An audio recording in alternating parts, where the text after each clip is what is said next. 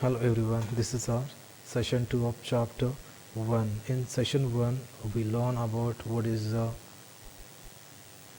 computer, then how is data processed, then what is CPU, different units of CPU, internal parts of CPU.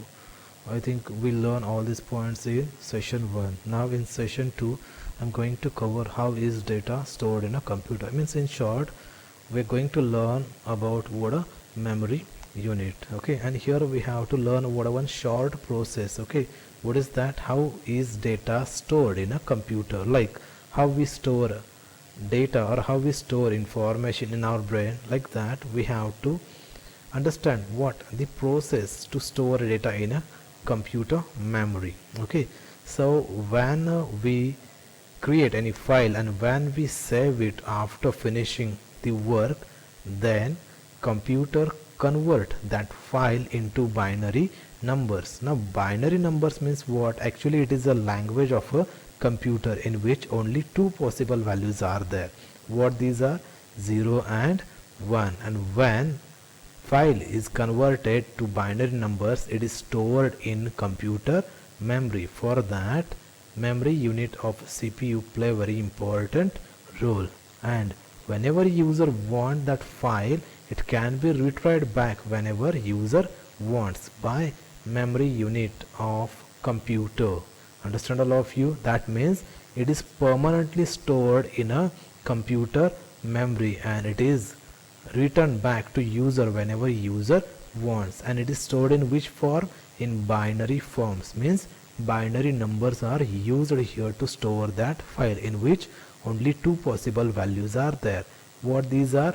0 and 1. 0 represent off and 1 represent on, okay. Understand? 0 means what? Off. It is wrong, it is no, okay.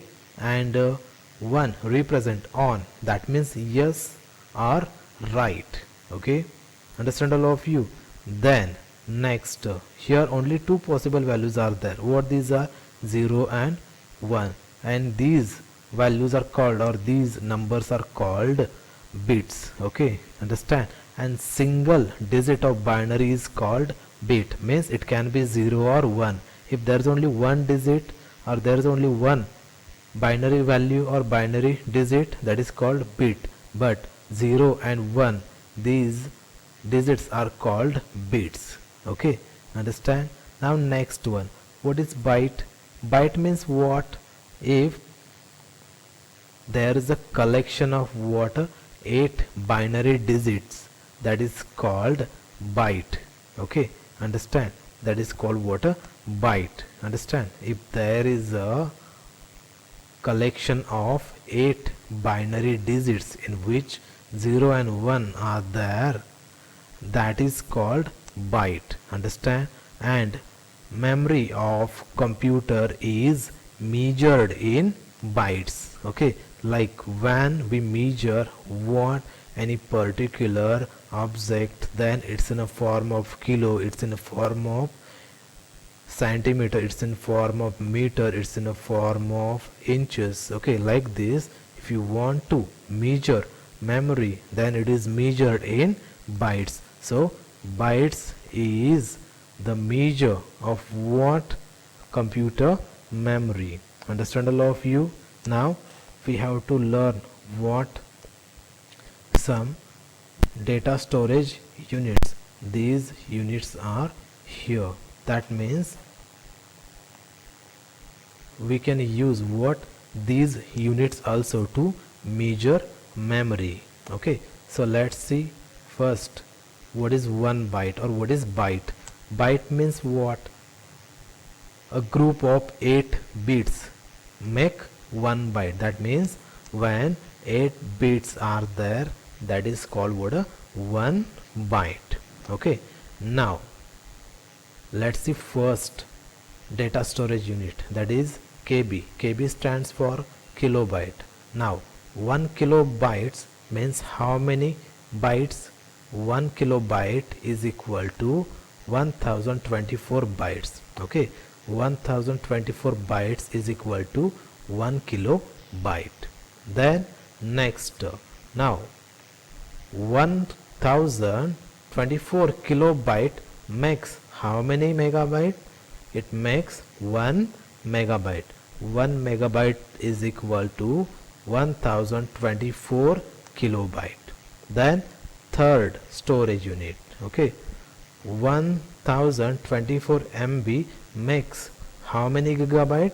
1 gigabyte. That means 1 gigabyte is equal to 1024 megabyte. Okay, then next 1 terabyte, it is equal to how many gigabyte?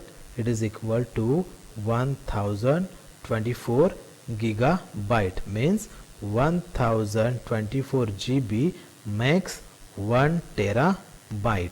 GB, TB, what these are? The initials, short forms. Okay, GB stands for gigabyte and TB stands for terabyte.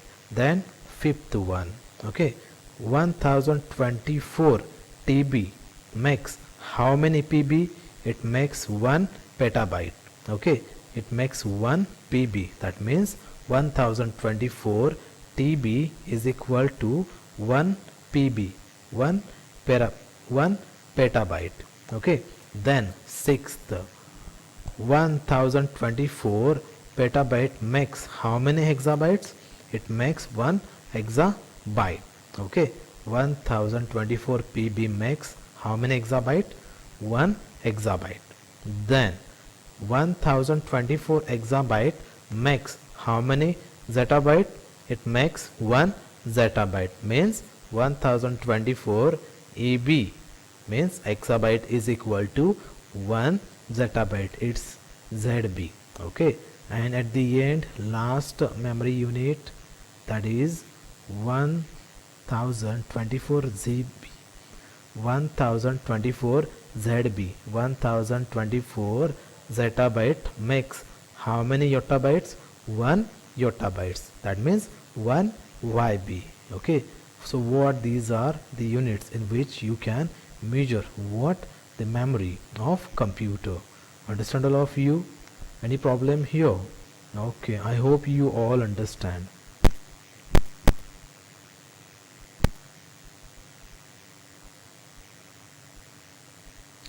Then once data is stored in internal memory, which internal memory? Secondary internal memory of a computer, then it can be reused again, okay, to extend it, to upgrade it, okay, or to transfer to external storage device. Now external storage or external memory storages means which storages? CD, pen drives, external hard disk. That means you want to carry data stored in internal storage of computer, then it can be easily transferred to secondary storages using what? A CD, DVD, then pen drives, external hard disk. Okay, with the help of this you can easily transfer data, okay, and you can carry it wherever you want. So once the data is stored, it is in the memory, then it can be changed, it can be upgraded, it can be updated, okay, whenever user wants, and even it can be transferred wherever you want. Okay, understand? Also you can transfer the data to another computer, okay, if it is connected in network. Understand all of you? Then next one, that is ROM. Okay, actually ROM is a kind of what? A memory. You can see here the full form of ROM. ROM stands for read-only memory. Okay, that means you cannot write anything here, so it is a permanent memory. Okay, it is a non-volatile memory. Even it is a primary memory, then also it is a non-volatile memory, because you cannot write anything it. Also data cannot be erased from this memory. Okay, so whatever basic details are required to wake up computer, okay, to call computer or to open computer, those details are given here, like basic input output system. Okay, these things are provided by the ROM. Understand? Then it is located on what? Motherboard, so easily cannot be removed or uninstalled, okay, because it is fixed up. Okay, and it is, you can see it is soldered. Okay, so it cannot be easily removed from motherboard. Okay, so this is what? ROM, and here we have a picture of ROM. Okay, and next one, that is RAM. Here before we'll learn about RAM. What is full form of RAM? It is random access memory, also it is called temporary memory or buffer memory. Okay, sometimes it is called what a volatile memory, means it store data temporarily till computer is on. When you switch off your computer, whatever applications are or whatever data is there over RAM, it will be automatically erased by system. Okay, that means you cannot use it again, you cannot use it to store a data permanently. So this is called what a temporary memory, and it is located on motherboard. Okay, so you can easily remove, you can easily uninstall RAM, also you can upgrade what a RAM, and working speed of computers depend on what a RAM. If you want to run any heavy application and you have what a and you have a RAM with a low capacity or with a low storage, then it will fail. Okay, that means it will fail to load or it will fail to run that application. So the performance of system is depend on what a RAM, and you can easily upgrade this memory, okay, replacing what the exist one, and it is located on what a motherboard. Okay, slots are there on motherboard. Using those slots you can lock this memory and you can run your system. Okay, if it is not present in system, then system will fail to open your contents or open what a operating system or to launch operating system, because this memory play a very important role. Okay, and what is RAM?